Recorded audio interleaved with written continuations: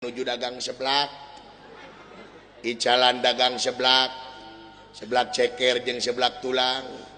Teu nanya anjing. Dan teu nanya aya 2 rupi. Aya nu lada, aya nu henteu. Teu nanya ke seblak anjing teu. Is upami lada karetna 2. Cirina teh upami teu lada karetna hiji. Tak upami nu teu ngangge karet tak eta teh bangkrut. Aduh. Teu nanya pamajikan sia teu nanya ke seblak anjing.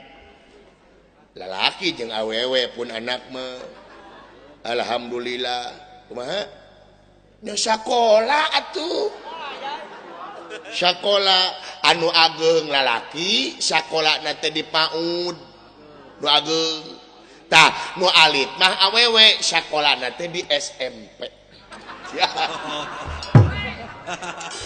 Jabati budeg teh gelo anjing. Teh balik anjing. Nu gede di SMP, nomor 2 di PAUD, tibalik. Is seblak. Seblak. Sanes dagang tutut, dagang seblak. Seblak. Lain urusan seblak anjing. Urusanna tibalik. Anak sia nu pagedena di SMP, nu kadua di PAUD. Aya nu lada. Aya nu henteu.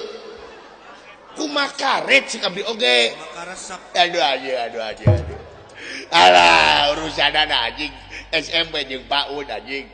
Is panginten eta mah karetna hiji pegat. Janten sanajan hiji ge lada. Jigana nu hijina pegat teu urusan jeung karet anjing. Rek karet pegat, rek karetna naon kumaha sia anak sia tibalik anjing. Kabina-bina teh aing urusanna jeung anak sia goblok. Lain jeung seblak anjing. Dengekeun ku sia anjing. Kabina-bina teh sia teh anjing. Oh sia sirik budeg atuh. Poho.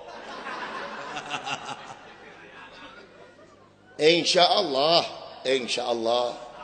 Sanes waktos abdi ka itu diajar ngaji da abdi teh keke ustad. Ustad anjing. Aduh, kabayang dititah dakwah ka Don Macul. Aduh. Alah. Insyaallah. Nya urang tina alif-alifan we, tina alif-alifan. Da abdi ge diajar ka Bapak Haji Yayan ti Tanjung Sari. Anu gangguan pesantren di Tanjung Sari diajar ka Bapak Haji Yayan. Nya surup nahe mantek nahe naon teh nahu mantek bayan madi. Eta diajar. Bulan? Insyaallah. Ke ku abdi di Pasianda abdi teh kieu ustad. Nya osok tak ulan. Naon nenek? Oh, dakwah alhamdulillah. Teh panggung ka panggung teh lumayan. Da abdi mah teu ngahargakeun, non? Teu ngahargakeun. Naon nenek? Ke hiji-hiji atuh abdi rieu teh. Si anjing. Eueuh nu nanya hiji-hiji anjing. Aduh. Alah, hayang teh aya gelap ka bentar sia. Amin, mudah-mudahan insyaallah. Aduh, amin si goblok. Alah. Insyaallah ke abdi upami salira hajat ke ku abdi pangdakwahkeun.